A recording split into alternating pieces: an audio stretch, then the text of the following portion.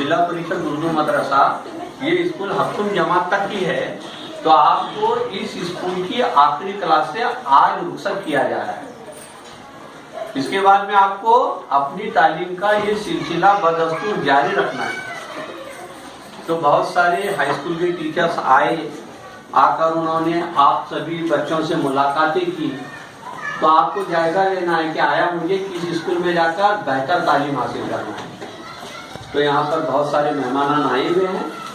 तो मैं सबसे पहले हमारे स्कूल के जानिब से आज की खिदमत में हमारे यहाँ पर सदारत की कुर्सी पर बराजमान नाज़िर तालीमात दफेदार साहब, मैं उनकी खिदमत में गुल पेश करने के लिए, गुल और ख्याल पेश करने के लिए हमारे मिस्त्री चर्चा और